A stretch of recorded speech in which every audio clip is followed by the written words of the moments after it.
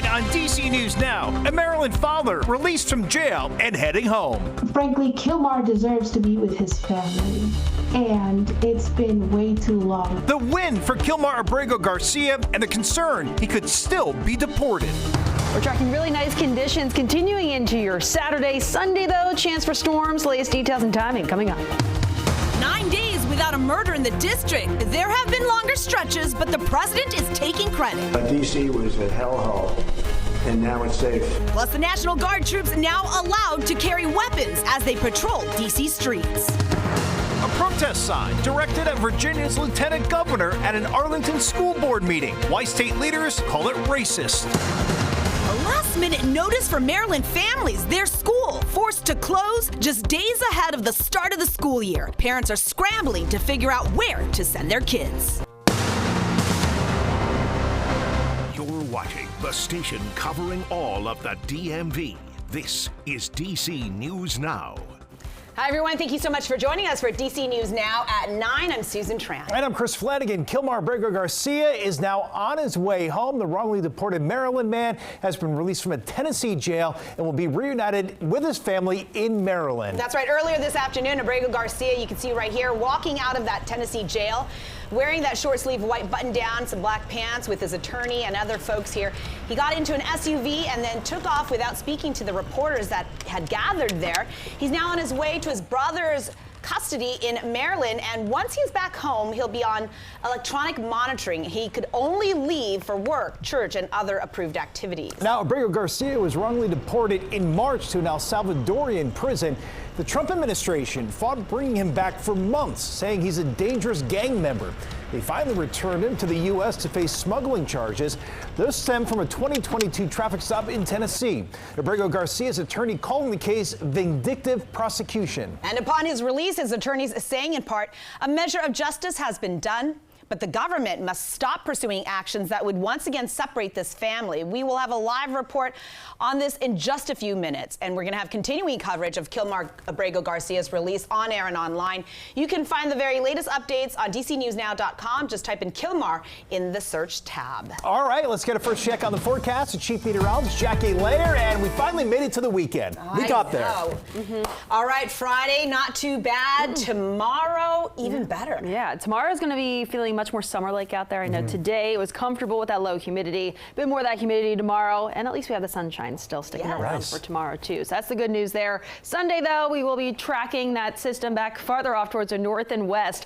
That could be bringing us some thunderstorm chances as that cold front does swing through. But I do want to talk about this first. Some coastal flood alerts to talk about. We do have that for the city of Alexandria, D.C., southern Maryland as well. Those coastal flood advisories. Some of these hold all the way through the weekend. Talking about right around those high tide cycles. Could be dealing with some of that minor flooding. Those high tides running a little bit higher than normal, and that's really all thanks to Erin, which continues to churn out at sea, but that's continuing to weaken and pull farther away from us. So again, through the weekend, right around those high tide cycles, could be dealing with a little bit of that flooding. Temperatures out there right now into those 60s and lower 70s, and still feeling very comfortable out there with those dew points into those 50s to lower 60s. Really doesn't get much better than that.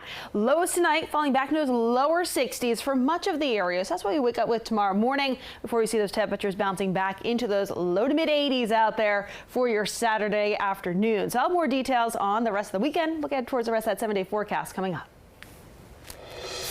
Well, continuing coverage of the crime crackdown in the district. President Trump federalized D.C. police 11 days ago, brought in federal agents, and activated the D.C. National Guard. The administration says the nearly 2,000 officers and troops have really driven down violent crime and have led to 700 arrests. While there are virtually no details on these arrests, D.C. police are reporting there have been no murders since August 13th, which is a significant stretch that President Trump is taking credit for.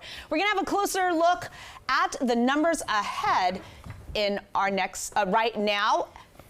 Yeah, so we dug into the numbers ourselves, examining D.C. police data. You can see here, excluding the past week, we found 2 periods this year when more than a week went without a murder. That happened for 16 days from February 25th through March 12th, and for 8 days between May 4th and the 11th.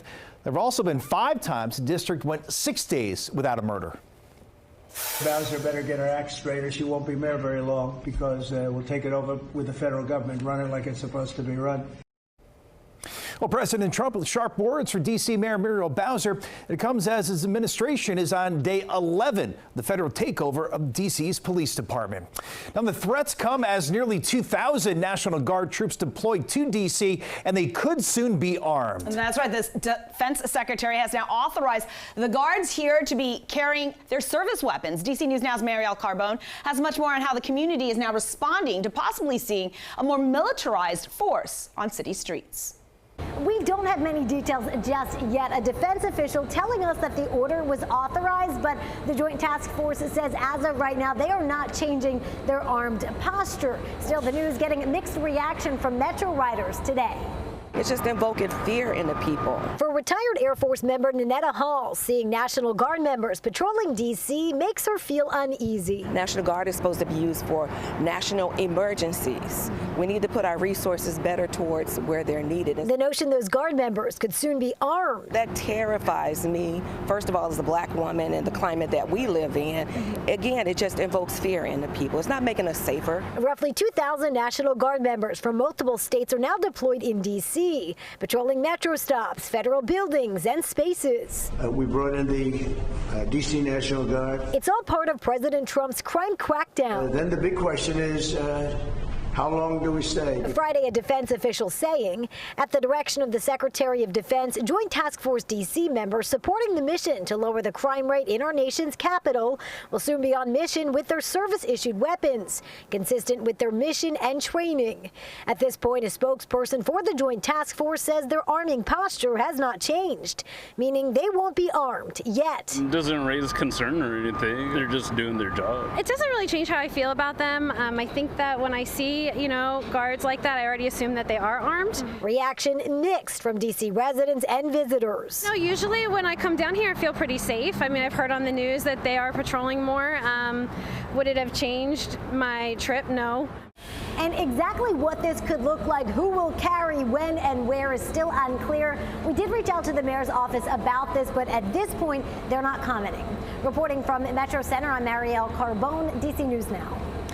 We have new information tonight on an incident in May where a Black Hawk helicopter got too close to a passenger plane landing at Reagan National. That plane was a Republic Airways flight. The report says the Black Hawk was landing at the Pentagon when the two aircraft came within 0.4 of a mile of each other.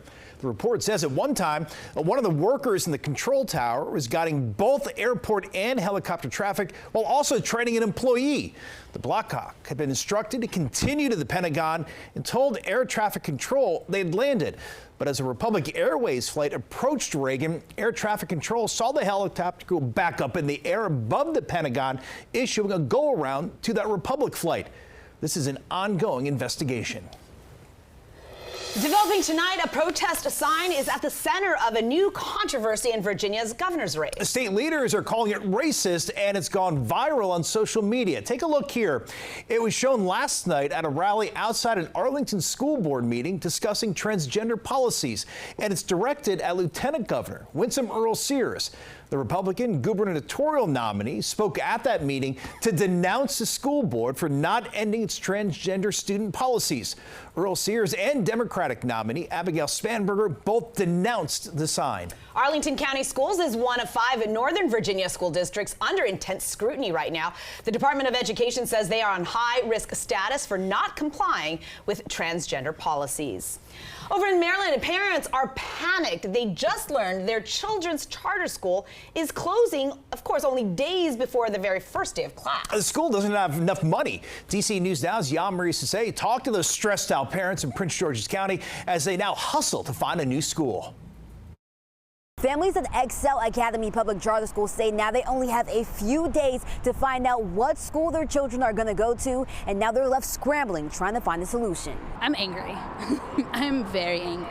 It's very frustrating. Parents gathered outside Excel Academy Public Charter School, still processing the news of its unexpected closure. Very frustrating, because now I have to scramble and figure out where my children are going to go. And our boundary school is not the greatest. Back in April, PGCPS recommended the school close due to financial issues. But parents say they were told not to worry. They had promised us on the meeting that we would definitely be open this year.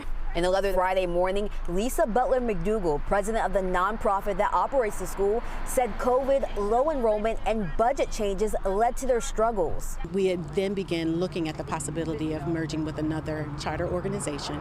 Those talks broke off and literally yesterday. So this is not something that we knew all along. We had been fighting for our families and our community for as long as we could. Now parents say they're left wondering what to do next. I don't know. I haven't gotten my child enrolled in any school yet, so I'm dealing with that, trying to figure out which way to go. And many wish they just had more time. Even if we knew we were only here till October, November, at least that gave us more time to get things figured out. They literally have to go to a whole new school and start over. They have to put their step back in. They have to get to know friends, get to know teachers, whereas this year they would have already knew that. The school and PGCPS says they're working with families to find a placement for these students and teachers over the next coming days. Reporting in Fort Washington, I'm Yammer Sasay, DC News Now. The district now has 29 new firefighters. It's graduation day. Take a look as they took their oaths. The men and women went through this really grueling year-long training program to learn all facets of firefighting, hazmat protocols, physical training, and they are now certified emergency medical technicians. Just fought through the hard times, sleepless nights, studied a lot, and we got through it. Thank my crew members, thank my adjuncts, instructors, officers, everything. They just helped me throughout the way. I'm just blessed and thankful. The 29 are made up of candidates from all across the country and a class of DC recruits.